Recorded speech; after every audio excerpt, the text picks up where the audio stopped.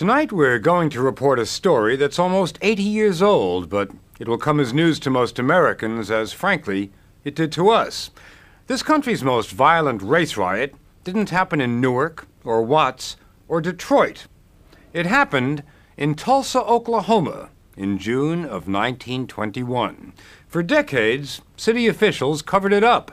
The history books barely mentioned it, and people, white people that is, hardly ever talked about Tulsa burning. But all that's changing now. The state commission has begun investigating the riot and is already raising tough questions about what today's citizens owe yesterday's victims.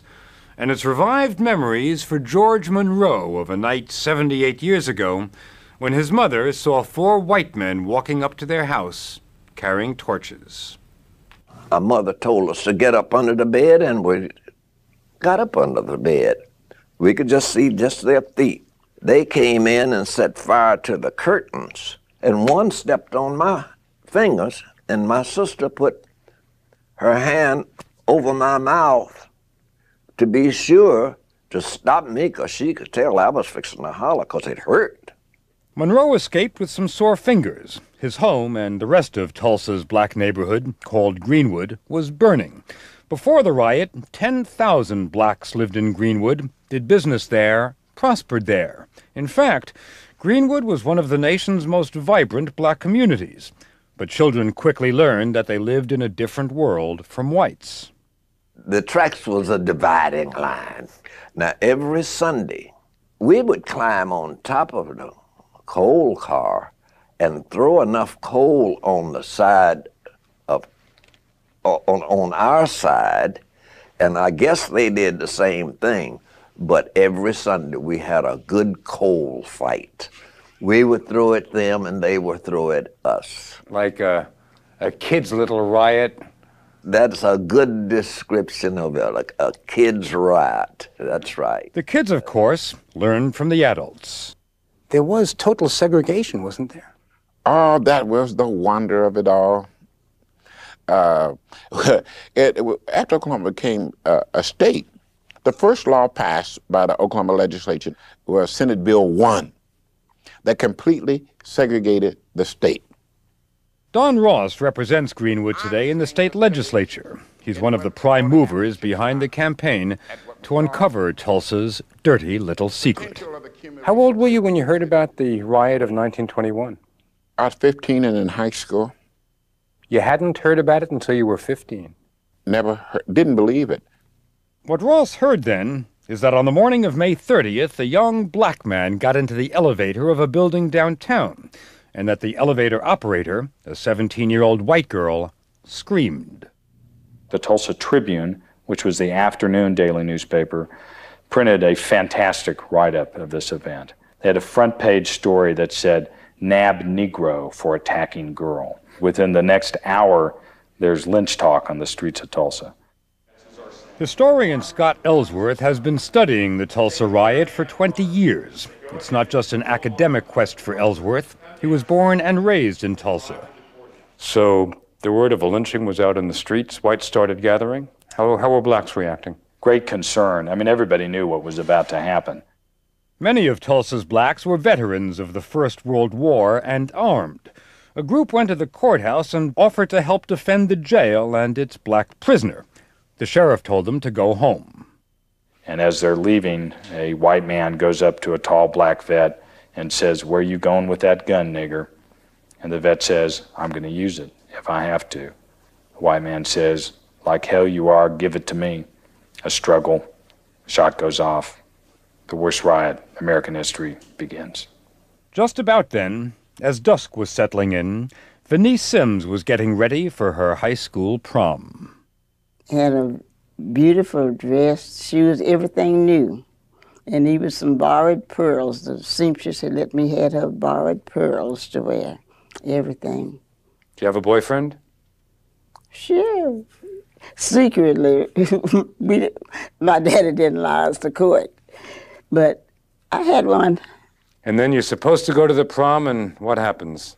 Well, that's when the riot, that's when it started. And that's when the bullets started falling.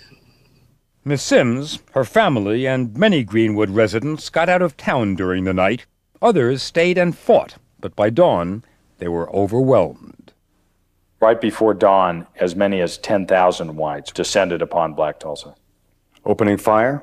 Opening fire. There was a block-by-block battle throughout the black community. They would force the occupants of a house out. If people resisted, they were murdered on the spot. The homes were looted, and then they were set fire to. Did the white authorities do anything to try to prevent this or control it? They don't. They spend most of their time arresting blacks and disarming blacks, preventing them from defending their homes and businesses, taking them to these internment centers around town. Sounds like a precursor of ethnic cleansing. Absolutely. Kenny Booker's father hid his wife and 5 children in the attic just before armed whites came to the front door. We could hear him from the attic talking to him, said, "Nigga, do you have a gun?" I think he said no. And he said, "Don't set my house on fire, please." He didn't tell him why, but after he left, not long after he left, they set it on fire, and we had to scramble down in a hurry. And his sister, is 6 years old, she said, "Is the world on fire, Kenny?" I said, "I don't know, but we in trouble, deep trouble." The trouble came from the air, too. Investigators say some of the fires you see in this rare footage of the riot were caused by whites dropping explosives from World War I vintage planes flying over Greenwood. The flames destroyed almost every home and business in Greenwood, 35 square blocks in all. We didn't have no home. Everything was burned. All over there where we live, just burned down to the ground. Late in the day, martial law was declared and National Guard troops patrolled the streets. The dead were everywhere, the bodies lying where they fell. Photographers turned some of their grisly pictures into souvenir postcards. Most of the dead were buried quickly in unmarked graves around town, but some apparently were laid to rest here in Tulsa's Oak Lawn Cemetery in this anonymous section reserved for paupers. There were no funerals. The authorities outlawed funerals. There were no coffins, no headstones, no records of the burials. But a 10-year-old boy saw it all. Clyde Eddy walked by the cemetery with a friend, saw some men digging and some big wooden crates. And we went in, naturally, and walked up to the first one and raised the lid up. There were 3 bodies of black men in it, just thrown in there. And we went over to another crate, a larger crate, and raised the lid on it, and there was 4 bodies in this one. And there was, let's see, there's either 4 or 5 more boxes scattered around. And about that time, one of the men saw us, and he run us out. The newspapers didn't think the mass graves deserved many headlines, and the White City Fathers, proud of their booming oil town, wanted to bury the story along with the bodies. The official version, typos and all, came in a National Guard report. It said there were 35 dead, 9 whites and 26 blacks. But that number just keeps on rising. We think now that something like 300 people were killed in this. How many people were left homeless by the riot?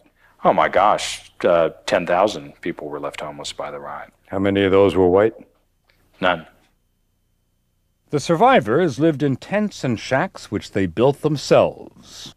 My brother was 14 at the time, and he helped my father install wood. It was raining, as I can remember, it rain. Seemed like it was rain, and we had a wooden floor in our tent. We were lucky to have that.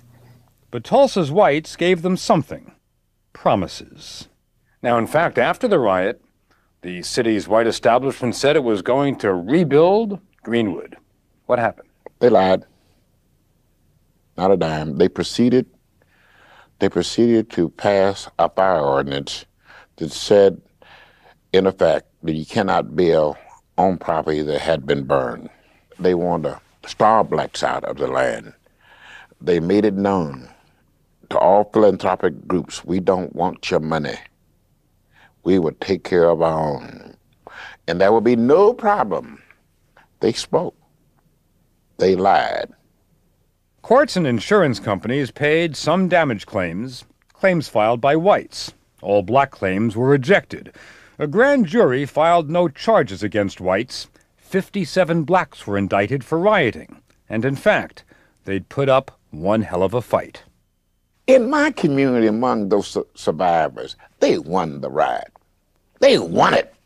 You know, only till they brought airplanes in and dropped bombs and firebombs and brought the National Guard in could they subdue my people. That's the view from the black community, that airplanes and National Guard saved them white folks. We were winning.